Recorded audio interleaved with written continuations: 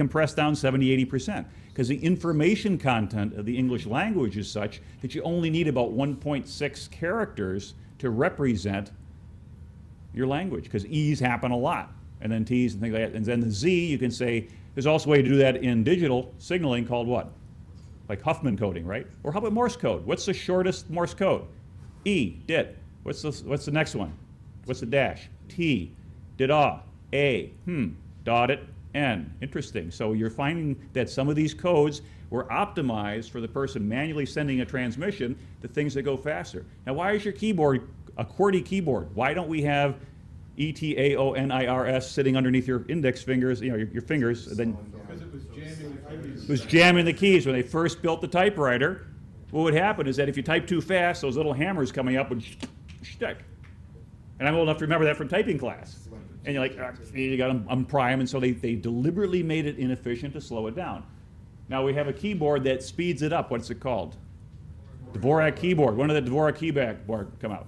Before the regular one. No, it's not. 1931. Wow. Yeah, it's not the columnist in PC Magazine. It's been around for a long, long time, about almost 80 years, suggesting there's a more efficient way to go ahead and do things. And so that's popular too. When we went to computerize everything, that was our one-time good deal chance to say, hey, let's fix all these keyboards. And we all would have figured out, we would have standardized on it.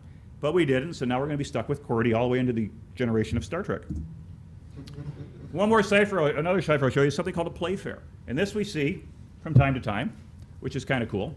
And you've got your badge already plugged in, but I'll talk about that in just a moment. And what a Playfair cipher is, which sometimes they say, if I give a clue that says don't cheat, well, if you don't cheat, you do what? You play fair.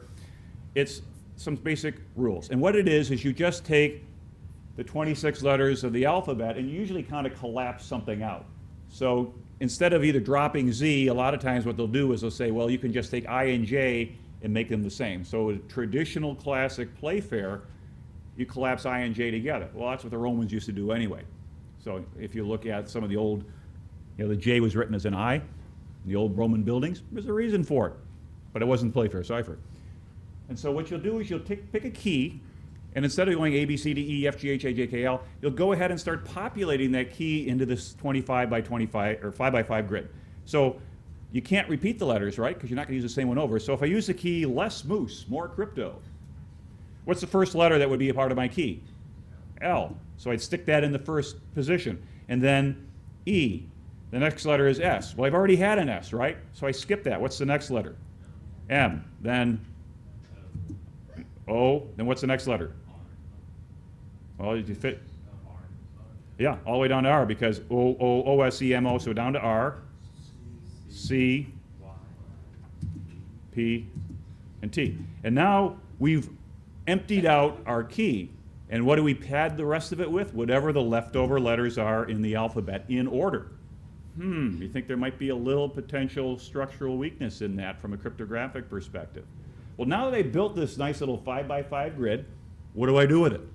Well, the thing with the Playfair cipher is there's 3 simple rules. What I do is I take the 2 letters that I'm going to try to encrypt, and if they are on the same row, I will just simply take whatever is to the right of each. So, for example, in that first row, L-E-S-M-O, if I wanted to encrypt the letters E and M, I go S-O, because S is just to the right of E, O is just to the right of the M. If I go off the edge, what do you think I'm going to do? Wrap around. Don't go down to the next layer, just wrap it around. So if I try to encrypt M-O, it'll become O-L. Make sense? And so if I, in the same column, if I'm trying to encrypt E-I, it would become what? CV. And so the last one is, what if they're not in the same row and column? What if they're like corners of a box? Take the opposite corners of the box. So if I'm going to encrypt CN, I would grab PI. Always the first letter in the row, the second letter in the same row. So with those simple rules, you're all set. There's only one little weakness with this. What happens if I get the same letter twice? How do I encrypt LL? What does LL become? LL. Well, that's not good, because you're now pushing the plain text through. So there's a requirement that when you see a double letter, you first pad it. And usually you use an X. And you'll see that also in World War II cryptography, when the US, where you'd send a message and you'd break your words up and you'd stick X's between them, or Z's between them, or some other very unused character. Why? Because you're not going to use it very often in the real world, and when you need it, you're going to go, oh, okay, I guess I needed puzzle, P-U something something L-E. Oftentimes that would serve as a blank or a filler, and you can drop that out. So if I want to take, now is the time for all good men to come to their country, but we just use that initial prefix, now is the time for all, we'll break them up into pairs, because we're going to have to go in that grid by pairs. Well, is there any double letters that you see? Yeah, LL at the end. So I've got to pad the LL with an LX. That pushes the second L into a standalone. I can't encrypt just one letter, so I'll pad that with another X. And now if I go into my grid, what do we get? NO would be, what's the left, right, QM. WI, look at the grid, and we'll find out that was going to be VK. Are you seeing this? Can you see that from the back of the room? And so we'll just go right down the line, and when you find a couple things that are in the same row or in the same column, you use that second or that third rule to make sure that you get everything done. And so what you'll then have in a Playfair cipher is a series of digraphs or two-letter codes, and that breaks back out. So one of the things that you'll find out is that in an encrypted Playfair message, can you have the same letter twice in a row? Think. I hear a lot of no's. I hear a yes. Ooh, why yes? Because you can have two digraphs. It could be the last of one and the first of another. So I had a contest, and I'll show you two in a minute, that some of the guys who eventually, looking at it, they said, oh, they see a lot of double letters in there, so they said, oh, it can't be a Playfair. But they didn't bother to count the position if it's in an odd even. 1, 2, 3, 4, 29, 30, JJ, XX, QQ, you can pretty much reject it. It's a straight Playfair. But if it's like the 10, 11, the last of one, the beginning of another, it could be something else. So now, last one here, and this is typically what you're going to use a Vernam cipher. It could be a one-time pad, but it's also the basis for digital encryption. It uses the XOR function. And XOR, exclusive OR, most people understand what that means, is basically, are they different from each other?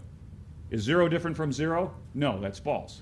Is 0 different from 1? Yes, it is. Is 1 different from 0? Yes. Is 1 different from 1? No, it isn't. So it turns out that that unequal sign is the same way to think of XOR. Why is this important? Because if I take anything and I XOR it with a keychain, I'm going to get different things that come out of it. So if my message is 011, 011, 01, etc., and my key is 101, 0001, XORing them together gives me this output. Well, why is this helpful from a digital perspective? If I, yes? If I take, or more importantly, when I'm going to decrypt, if I have the same key, what happens when I take plain text, XOR key? Well, key XOR key means either 0 XOR 0 or 1 XOR 1, right?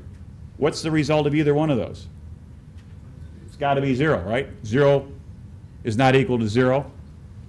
1 not equal to 1. Both of those are false statements. So now I'm saying the two keys, when they XOR together, always produce a string of zeros. And now, look at the top two terms. 0 XOR 0 is 0. 0 XOR 1 is 1. So that means that if I take the key and I put it into the key string twice, it zeroes out the key and I get the original message back, which is pretty elegant. And that is a real way you do it at the hardware level when you're going to encrypt things. You have a key stream coming in, because XOR is a very easy function to implement in hardware. And so what we'll find is that a lot of digital cryptography is going to generate a key stream, no matter however you get that key stream, and you just XOR it into whatever you're doing, and off you go. So what's the problem then if you encrypt the same message or two different messages with the same key stream? It's not a one-time padding. It's not a one-time pad. What you have then is the keys drop out, and you have an English message or an intelligible message XORed with an intelligible message. Well, guess what? There's no masking here. And if you're just using letters, you can see a lot of E's on E's, right? And E and T and E is going to happen a lot more than Q versus X or Z versus J. And so because of that information is preserved, you can go ahead and make some logical inferences, particularly if it's a computer message and it's well formatted, like WEP, for example. Why did wired equivalent privacy not work too well? Because the initialization vector for a lot of the hardware would reset back to 0. And so you start each message with the same set of key stream. Well, if I can intercept a couple messages, XOR them together, the keys drop out, and I've got highly rigid formatted messages where I sort of know from the protocol what to expect. I go, oh, that's that, that's that, that's that. Take that, XOR the plain text back into the encrypted message, and then what do I get? I get the key. And once I have the key, I've cracked WEP. And now I can read all your messages. And that's why I recommend against using WEP, because it's one based on what's really been a very fundamental principle. Don't reuse keying material. So as you look at different ways of doing crypto, and the digital encryption standard, DES, how long has DES been around? When did it become a FIPS standard? 75. Ah, come on, let's get a right answer. I'll give you a t-shirt or something. Winner every time. Anybody? Take a guess. 75? Not 75, not 74. All right, this is going nowhere. 1977, January 15th, 1977. FIPS sub 45. Ooh, power. And so DES back then was said, hey, it's unbreakable, 56 bits. And what you did is it was a very sophisticated way of looking things up in tables. So there is a substitution, then moving bits around is a transposition. It did 16 rounds.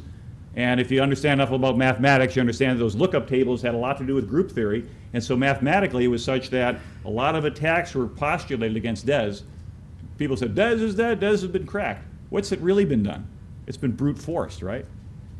Now, can you mathematically prove that an encryption algorithm is secure? Can you prove that it's insecure? And you only need one instance to prove it's insecure. But you can never prove it's secure. All you can do is to say, hey, for the last 30 some odd years, nobody has yet to come up with a mathematical proof that shows I can just crack this thing all the time. You've got to brute force all the keys. Well, what did DES in as a good standard isn't the fact that it isn't good crypto.